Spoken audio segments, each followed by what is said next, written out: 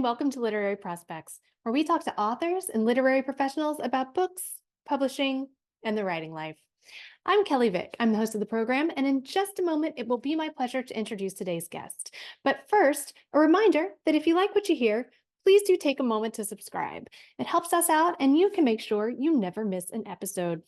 Also, we've opened a Literary Prospects shop, so if you're looking for bookish shirts, totes, and gifts, please check that out at literaryprospects.etsy.com. And to grab books featured on the podcast and check out more curated book lists, you can visit the Literary Prospects bookstore on bookshop.org. And last, but certainly not least, if you're interested in extra content on querying and publishing that's only for our members, please consider joining the Literary Prospects Patreon at patreon.com/literary prospects. We'll leave all those links below in the show notes. And now, let's introduce today's guest. Laurie Gold is the author of Romantic Friction, one of Zibby Media's most anticipated books of 2025. She's also the author of an adult historical and 4 novels for young adults, all under Laurie Goldstein. Laurie currently lives outside of Boston, where she fosters a writing community through her creative writing classes, book coaching, and writing retreats. Laurie Gold, thank you so much for being here today to discuss your illuminating new novel, Romantic Friction. Thank you for having me. I'm excited to have you. I'm so excited to talk about this one. Author Chandler Baker says, with prose that crackles and wit that leaps off the page, Romantic Friction opens the curtain to an irreverent, hilarious, and yet decidedly loving behind-the-scenes look at the world of publishing. Laurie is a writer readers will be thrilled to discover. Author Sally Hepworth says, witty, heartfelt, and delightful, with a side serve of AI drama and book world insider gossip. Relatable characters, sharp writing, and emotional turbulence will make you laugh and cry. Author Laura Hankin says Romantic Friction is a delightful romp that will be catnip for writers and book lovers alike. And author Lori Elizabeth Flynn says, a singularly original, no-holds-barred exploration of art, life, and everything in between will have readers laughing out loud and contemplating deeper truths about artistic integrity, female friendship, and beyond. So, with that, what can you tell us about Romantic Friction? How do you describe the book?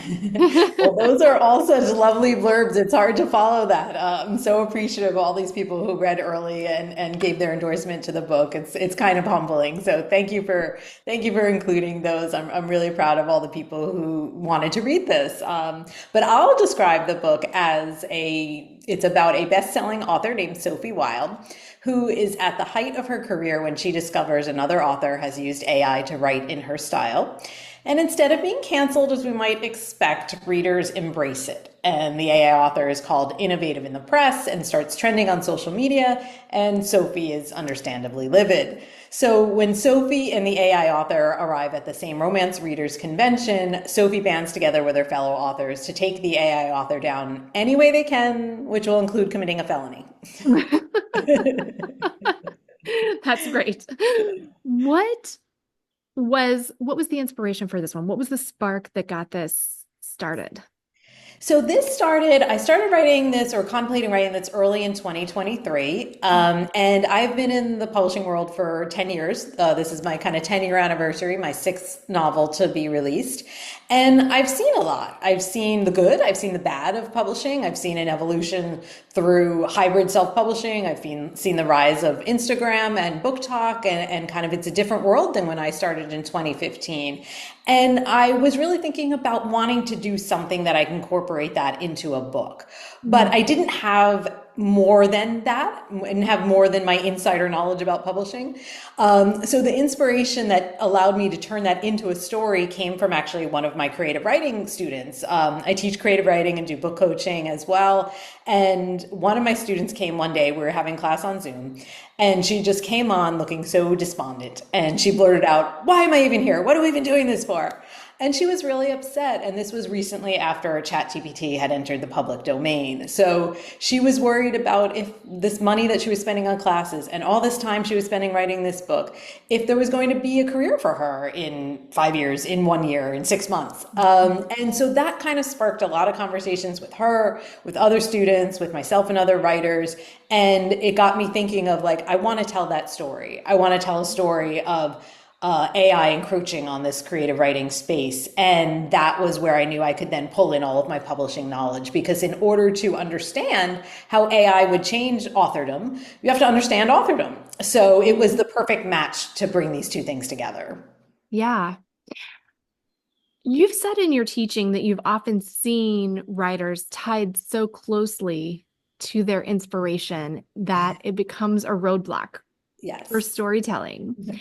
I was interested in hearing more about what you mean by that. And also, since we're talking about inspiration here, were you thinking about that in building out this book and in this development?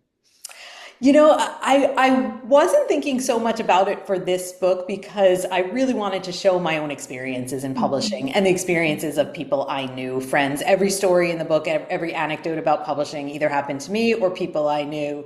So I guess I'm going against like the practice what you preach kind of advice right here.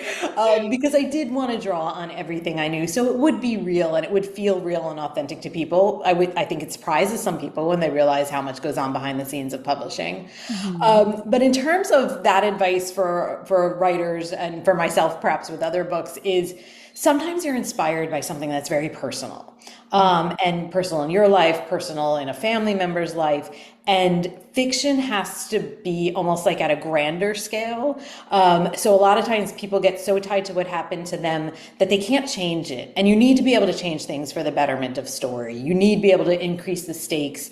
You also need your characters to be flawed. And Sophie is a very flawed character. And if I was hung too close to my own inspiration, I hope I don't have the same flaws that Sophie has.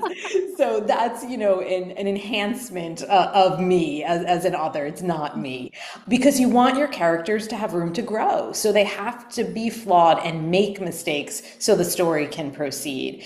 And I think a lot of writers feel very tied to their characters because they were inspired by themselves or something that they feel they know very well. And they don't want to make that character flawed. They don't want to make them make mistakes. They don't want to shine their dark side onto the page. So that's kind of what I mean about writers getting too close to their inspiration, that they can't take that step back and say, well, what's best for the story? Because that's what we need to do. What's best for this character to grow? What's best for the story to have great pacing, and surprises for the reader? And so sometimes we need to expand beyond the initial little spark of an idea in order to achieve that. Great advice. Did your feelings about AI change at all during the writing of this novel as you tried to sort of present Hartley, the author who's using AI, as you tried to present her reasoning and also the feelings of these readers in the Yeah. story who are just happily consuming AI written work? Well, some of the readers are against it, some are for it. But, I don't know if my feelings changed so much while writing it, because my goal was to show both sides. But I Mhm. think where my thoughts have changed is now post release, or as we're even leading up to release. When I was writing this, people weren't really using it really to the effect that they are now in terms of, writing emails or condensing emails or, writing, more business oriented things with it. It was still new and people were playing with it. Write a poem in the style of Game of Thrones. It was just a toy, really. And I feel now it's being consumed by the business world more and more. And people who are not writers, who are not in the creative space, probably not in an artistic space, are very much pro AI. And I just hear over and over from friends or from readers, that they're using it daily and it's kind of changed their life and made them so much more efficient at work and all of these things. And I feel like the acceptance of it outside the creative space is much grander than within. And that's a change from when I was writing it to today. So I don't think my views over the use of creative writing, of AI in the creative writing space, have really changed at all. I still want us humans to be writing our stories. But maybe I'm a little bit more afraid of if my scenario of readers embracing it in the story Mhm. was kind of like a futuristic, like, I don't know if that's going to happen. I could maybe foresee it happening. I hope it's not. And I'm starting to get more worried that it is going to be more and more accepted for this to be the way that books are written. And that is scarier than when I started. Yeah. You mentioned consumption there. And when I was reading the book, I kept thinking about this kind of culture of consumption. And Yeah. Sophie's fans in the book some of them are so desperate to consume Sophie-esque Right. books that they're willing to go for this AI model. Um, were you kind of thinking about that, this culture of consumption as you were? Yeah, I really was because, I feel it myself and I see it in, how we consume TV. My mom wants to binge watch a show. Like, she will not watch something one episode at a time. She won't watch something that until the whole thing is out if it doesn't, come out all at once. And still the opposite. I like to kind of, even if they're all out, I like to like space them out and I like to enjoy it. And I don't like that rush of that instant gratification. But more and more, I think, streaming services have trained us that we want it and we want it now. Our delivery packages that come in a day or 2 days, when you try to order something and you're like, well, it's going to get here this afternoon, that sets your expectations. Mhm. And I worry that like that need to have things and that training almost that we're getting of instant everything is going to translate into the book world, which takes more time to write, more time to produce, more time to produce really well. But when you look at the ravenousness of readers for, say things like Onyx Storm or, the Rebecca Yarros series, Mhm. oh my God, I have to wait a year to read the next one. Well, what if I could get something that satisfies that itch a little bit much sooner than that? Do Mhm. people want to gravitate towards that? So I think this instant gratification, the heavy abundance of entertainment we have instantly at our fingertips, is something that's really going to change the industry. Yeah. Yeah. Oh, I'm getting scared. I know, I know. You're scaring me, I'm Lori. scared myself. What kinds of conversations are you having now with your creative writing students? You mentioned the conversation that actually like kind of sparked this whole thing, and that was a couple of years ago. Yeah.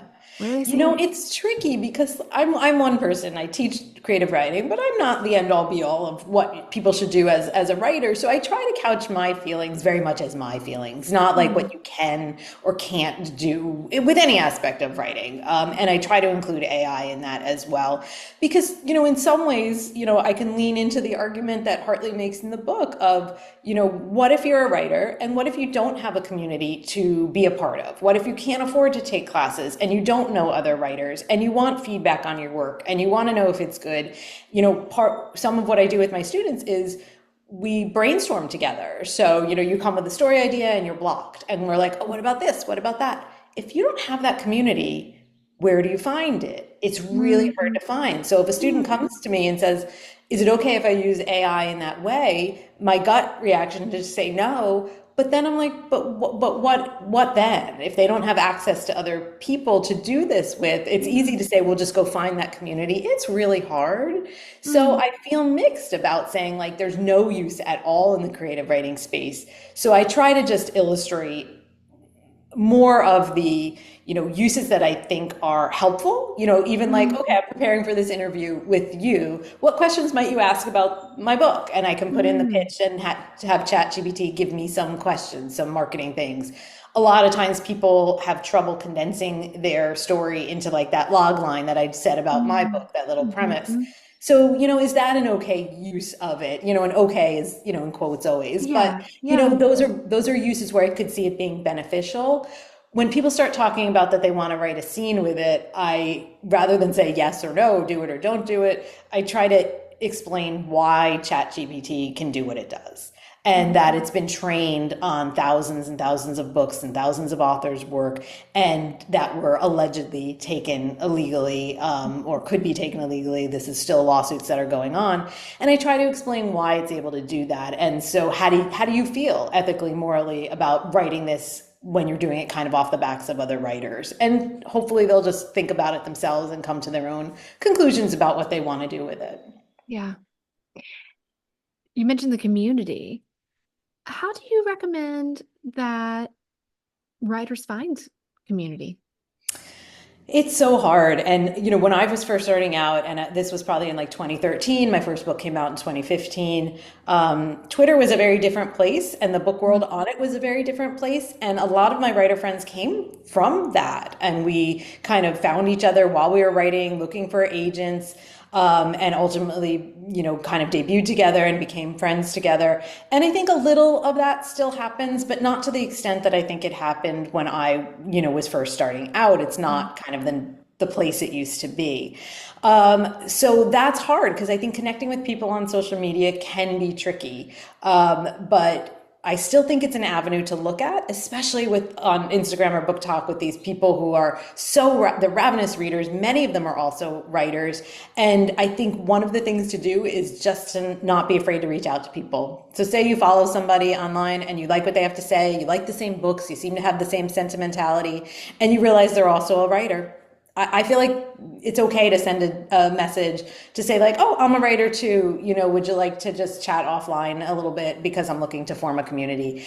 And when you put yourself out there, people are very respectful of that. They might say, no, you know what, I've got my group, I don't need that. But I feel more often than not, you'll find people who are in the same situation as you and just not brave enough to put yourself out there. I think the other way I did say, classes can be expensive. My advice to students is to take like smaller classes that are less expensive. Like, so instead of a 10-week class, if you can't afford it, take a 3-hour seminar, which are much less expensive. And it's amazing the community you'll find, again, of like-minded people looking for people to connect with. So I think those resources of writing centers, sometimes even adult ed centers in your town have those groups. My last advice would be go to book events. They're free at your library, at your bookstore, if you have a festival that comes to town, because you're going to find readers and writers for sure. And, that can be a great place. Again, you got to put yourself out there to mingle a little bit. And I know that can be hard, but that's a place where you're going to find people who are doing what you're doing. I just did a festival in Orlando last weekend, and, we had a whole bunch of people in the room, and we were asked a question. One of us asked the question, how many writers in the room? And you saw all these hands go up. What a great way to kind of then start connecting with people. I think I saw you say somewhere that to be an author, you have to be arrogant. Yes. And I thought that was great, and it feels so counterintuitive. Can you can you talk about what you meant by that? So, there are so many people trying to write books. I was trying to write books and get an agent when I started this, and the competition is fierce, and it's quite fierce now, more so than when I started, and I feel like it's only going to get even more difficult.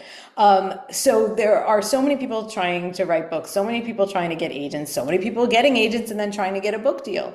And in order to do that, to put yourself out there, you have to be arrogant enough to think, my work is worth this. My work is worth writing, getting that agent, getting that book deal. You have to believe that if you're going to pursue and do that. So I feel like that's a little bit of arrogance, because like, how arrogant is me to think my book, out of all these other thousands of books being written, deserves to be published over that one. It's like you're almost like you have this inner, maybe you don't recognize it, but I think it's like an under subconscious arrogance that lets us put ourselves out there. Yeah. It was so interesting to me. I was like, that's a great way to put it. And it feels yeah. Yeah. So romantic friction is obviously about an author's career. Um, Lots of specifics about the publishing industry in there. As you said, you've put in a lot of your own insights. How much of this would you say aspiring authors can take to heart. Should we be reading this like a handbook?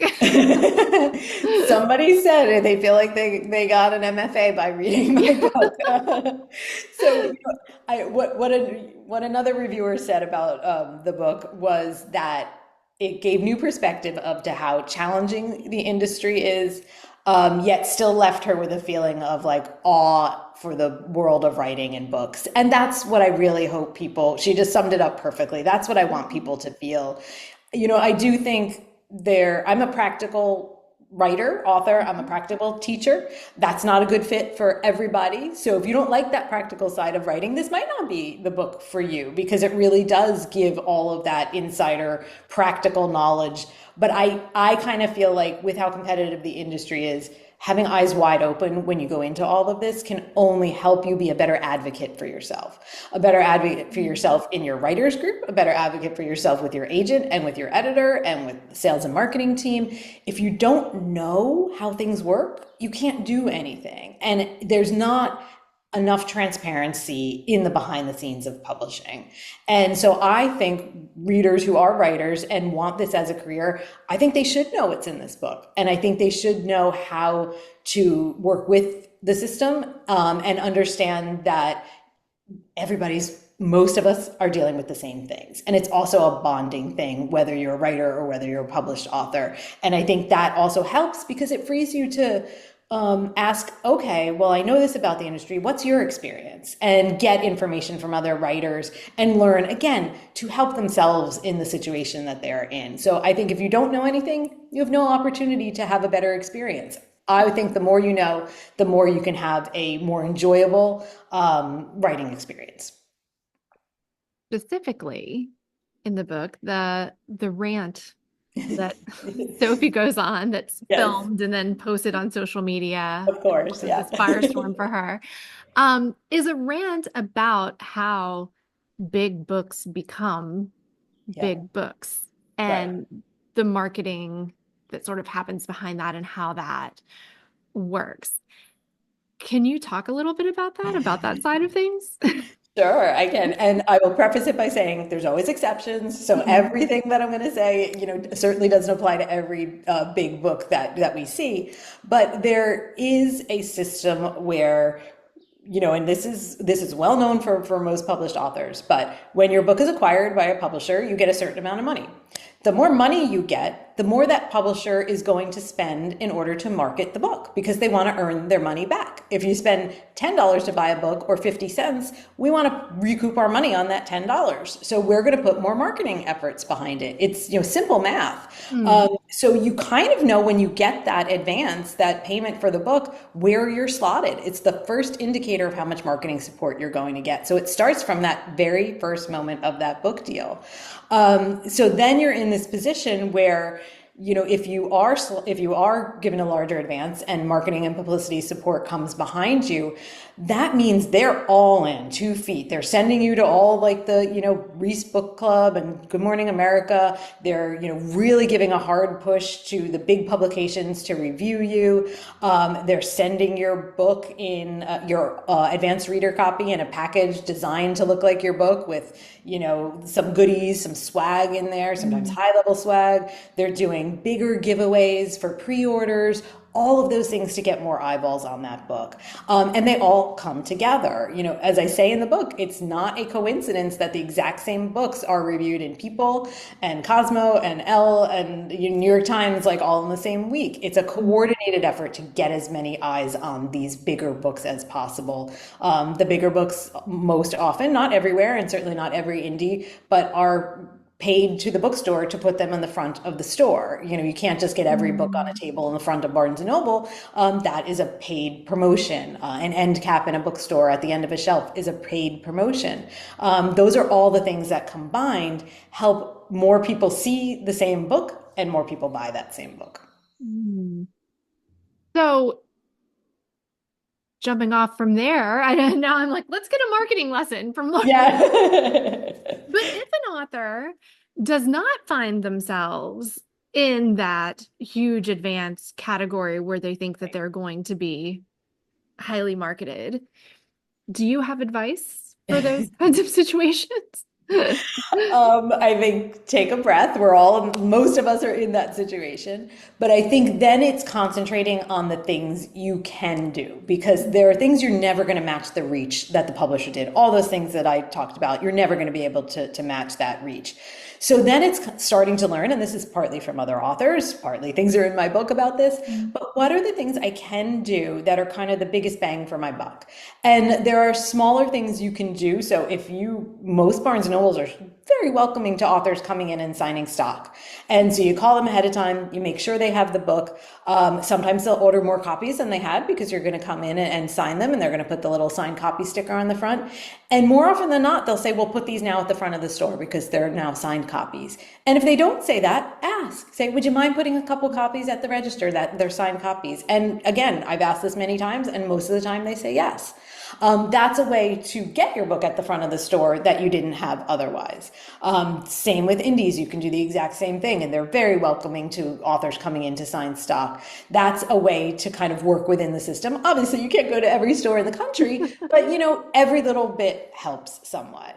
Mhm. I also say, if you're not getting the publisher to send you on a big splashy book tour, look for ways that you can do things locally. Look for ways that you can go to, like I just said, I was in that festival in Orlando. That's an opportunity for me to go somewhere where readers are. So if Mhm. I went into Florida and I said I want to go to a bookstore, I don't know anybody there. And I'm not a big enough brand name author to draw a crowd. So instead of me putting myself out there to go to a bookstore and do an event myself and have not a lot of people come because they don't know me, going to a festival, I'm putting myself in a place where readers are going to come to me.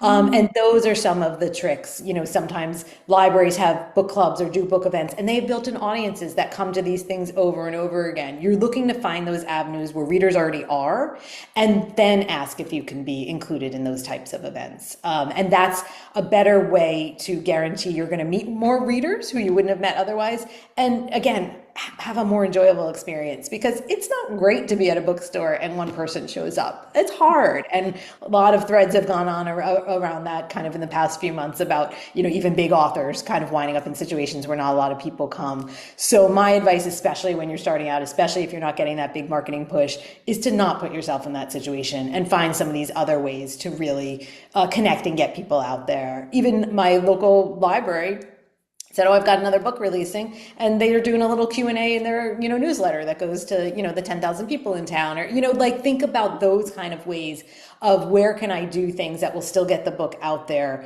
and make you feel like you're doing it in a way that isn't putting yourself in a situation where you'll be disappointed. Great advice. You came to writing as a second career. Is that Mhm. right? Yes. So how did you come to writing? Where were you coming from?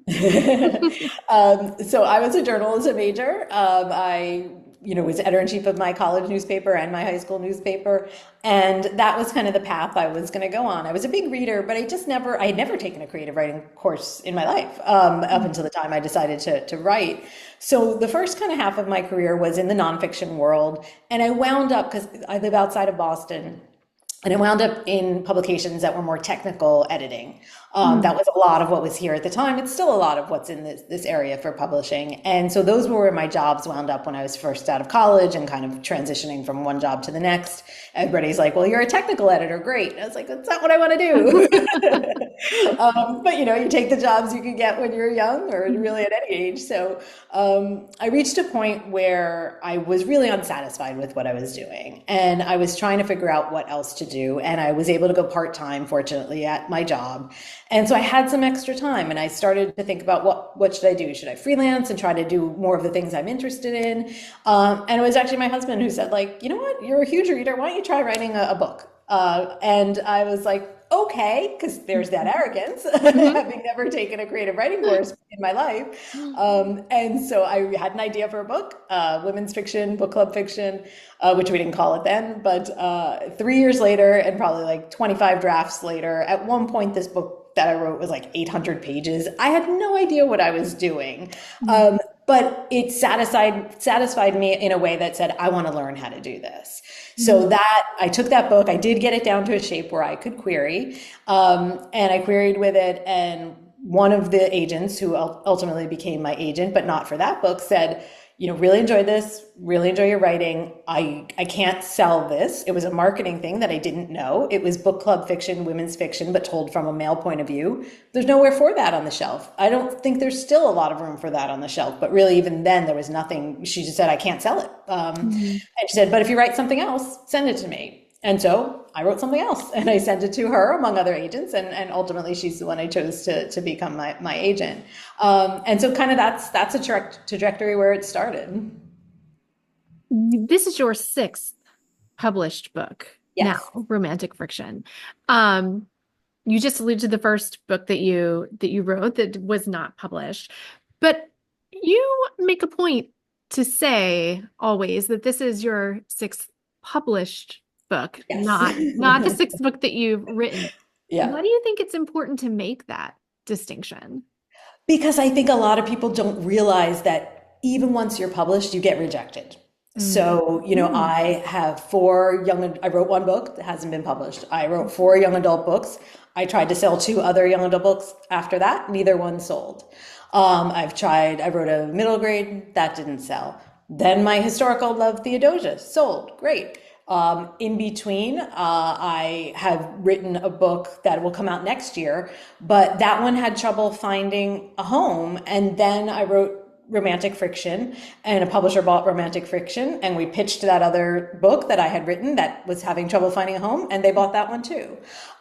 So I think it's important to let writers know that not every book is going to get published, and it's hard. You spend years on things, but they're not all going to get published. And I'm a very transparent person, and I think it does a disservice to writers for them to look at me and think every single book I've written has been sold to an editor. And I want people to know, if it's not that one, maybe it's the next one. And my story about that for the book that's going to come out next year that couldn't sell beforehand and now is going to come out from HarperCollins, who knows what's going to be a resurgence. Maybe that first book I wrote, I'll go back to and get it out there. So, I like people to kind of know that there's never an end as long as you want to keep writing. As I'm listening to this, though, I'm thinking it sounds like you're a very prolific writer. What is your routine like? Do you have a specific routine every day, or how are you getting this many books written? I'm a disciplined person and I'm a disciplined writer. This is, my career in addition to teaching creative writing, which Mm. allows me to have control over my schedule. So, if I'm very tight on a deadline or I really want to finish something, it's my choice to teach less classes. And I'm fortunate to be in that position that I can do that. But even during my busy times, one of my YAs sold on proposal and I had to give them a finished, polished draft in 3 months. And so that experience especially has taught me how to be a fast writer. But generally, if I'm not under that tight of a deadline, I try to write first thing in the morning, and I'll write. The way I craft my own kind of schedule is I have an idea in mind of when I want a book finished. And I usually like to write a first draft in about 4 months to write that first draft. And then it's a couple more months of revising and all of that. But if I say I want this book finished in 4 months, and it's going to be 80,000 words, give or take. How many words do I need to write every week in order to hit that 80,000 word goal? And I'll just sit down and I'll say, that's what I have to write that week. And I do it weekly rather than daily because it allows for the time, well, I'm teaching all day today, so I'm not going to write today. Mhm. And so it allows me to feel like I'm not behind if I miss word count. But by the end of the week, I'd like 4,000 words written. So have I met that goal or not? And that's the way I keep myself on track. And that's the way I make sure I don't go do the laundry if I still have my word count to hit. Do you outline? Are you more of a plotter or a pantser or some amalgamation of both? Mostly a plotter, but that's getting less the more books I've written. So I think, Mm. including the one that's going to come out next year, I'm probably at like 11 manuscripts having written. So that'll be seven published and 11 written. Mm. When I first started out, I was a huge plotter because that other book I wrote that didn't sell, that took me 3 years to write, was partly a mess because I didn't know what was going to happen in the story. I hadn't planned it out. I hadn't Mm. thought about things. And I said, I'm not going to do that again. And so the first book that was published of mine, Becoming Jinn, had an 80-page outline. 80-page scene by scene outline. And, I spent a couple of months thinking about that, creating the outline before I started writing it. And things change, even though you outline, things do change, but it is still a guidepost. And I am a proponent of newer writers doing that because it's overwhelming. And I think my experience has proven me that if I plot before I start writing, the process goes much faster. And it's not just for speed, it becomes a better book. It's almost like that first draft is a second draft because you've already gotten out the kinks in the outline stage. So I've done that with every book. By the time I've gotten to where I am now with romantic fiction, I think about the major plot points. I think about the beginning. I think very much about the ending. I want to know what the twist ending is because that's all you're leading towards, that twist ending. So you want to be able to seed that all the way through. And then I kind of fill in the blanks as I write. But that comes from the experience I've had of putting other novels together. I could have never done it that way the first time out. So still a plotter, but to a lesser extent than I used to be. In addition to teaching creative writing, you also work as a book coach and help work on other manuscripts. Is that right? Can you Yes. talk about that a little bit and how that works and Yeah. what that looks like? So I love that aspect of teaching, the book coaching part, because you get to work with somebody one-on-one, or sometimes it's a small group, sometimes it's 3 or 4 people at a time, and they get to know each other's projects well, and we give input all together as a group.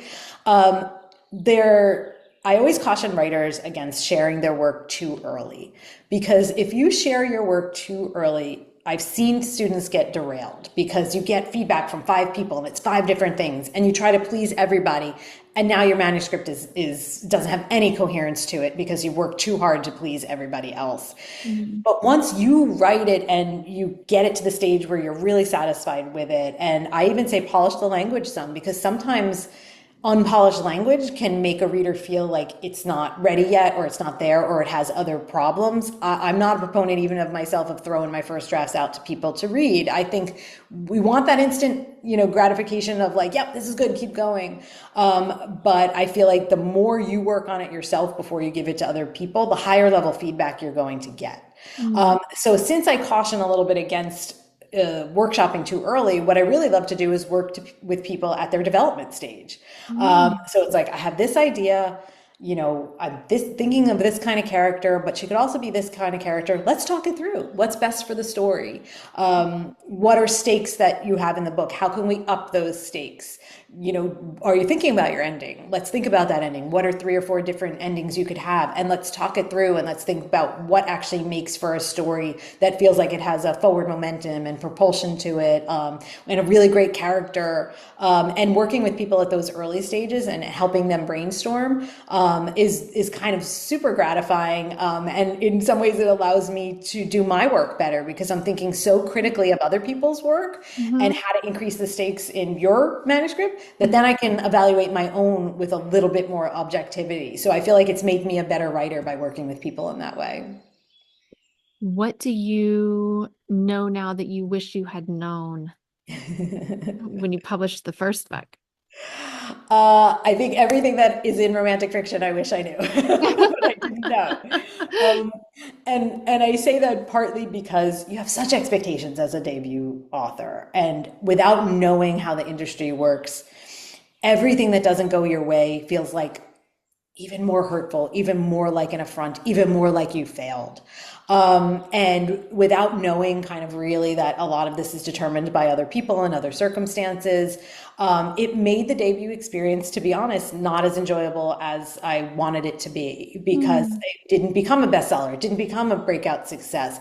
And I didn't know why. And my expectations were not in check. And it impacted me just enjoying the experience because I was so concentrated on the results. And I think if I had known more about how the industry works and there was more transparency about it, I would have just been able to go along for the ride and enjoy the success I was having that so many writers want. So many writers, you just want that deal. And that's how I was. But you don't understand. A lot of people talk about this, like, kind of like somewhat of depression that comes after your first book is published because of these high expectations and all of these things you want. And a lot of people have trouble writing their second book because of the effects of this. So Mm. if I had known more about the industry, I think I would have been a happier debut author.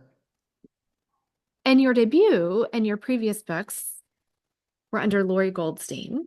Yes. Romantic Friction is the first one for Lori Gold. Yes. What went into the decision behind the slight modification? Yeah, so a couple of things.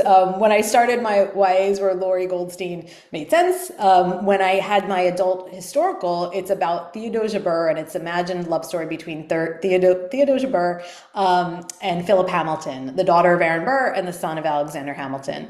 Obviously inspired by the Hamilton musical.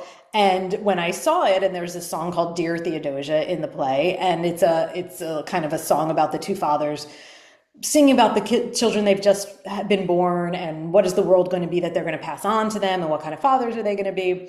And the children were born less than a year apart. It immediately sparked this idea of a Romeo and Juliet love story between these two characters.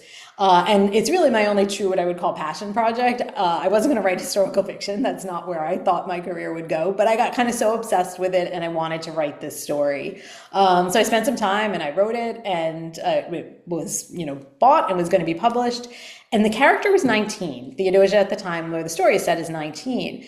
And we wanted to make sure that it wasn't a young adult book, that people knew it was an adult historical and not a YA historical. So I added my middle name, Anne, with an E. And that felt like, okay, an easy distinction, we can make that work. And then when I saw it on the cover, I don't have the book right with me, but Lori Ann Goldstein on a book cover is a lot. It's a lot of letters and it takes up a lot of real estate. And, every author wants their name as big as they can on a book cover. And there's only so much you could do. They scrunch it on the spine. Like aesthetically, it just wasn't working all that well once I saw it. So, I had a few years in between that one to when this book was published, Romantic Fiction. And then the time came to say, well, what am I publishing this under? Back to Lori Goldstein. I don't want to do Lori Ann Goldstein. That's too much. Thought about my initials, LA. It's like, LA sounds weird. LA Goldstein sounds weird. And so finally I came to just truncate to gold. It'll look better on the cover because it's shorter.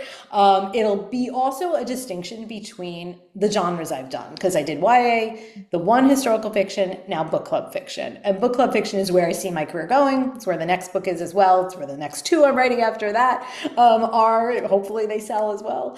But, it's almost like a rebranding. And I talk about this in Romantic Fiction, that if you don't have a best-selling book, sometimes you reinvent yourself. You write in a new genre, and sometimes you write under a pen name because you just want that feel of almost starting over, and a little bit of a reboot. And this Lori Gold allowed me to accomplish all of those things while still not hiding it. Like my social media is the same. It's still Goldstein. My website is still Goldstein. My other books at an event are there and they have the other name on it. It's not something I'm hiding. It's more just for the kind of packaging of these are book club fiction. This is a different genre. If you want to read this, read my historical as well, but know that this is a different genre and it's not going to be historical fiction. So those are some of the reasons for the change.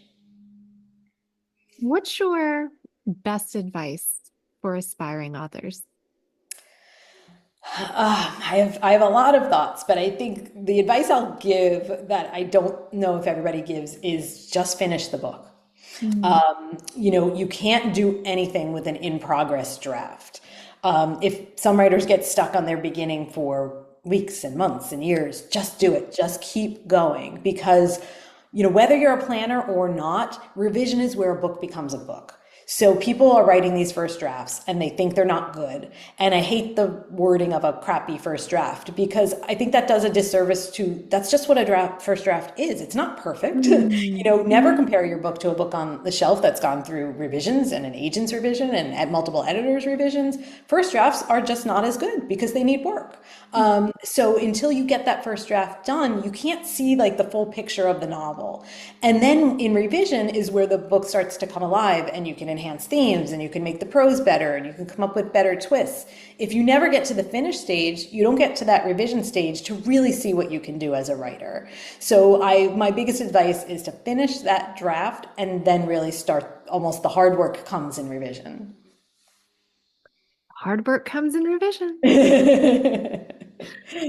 We have a traditional final question.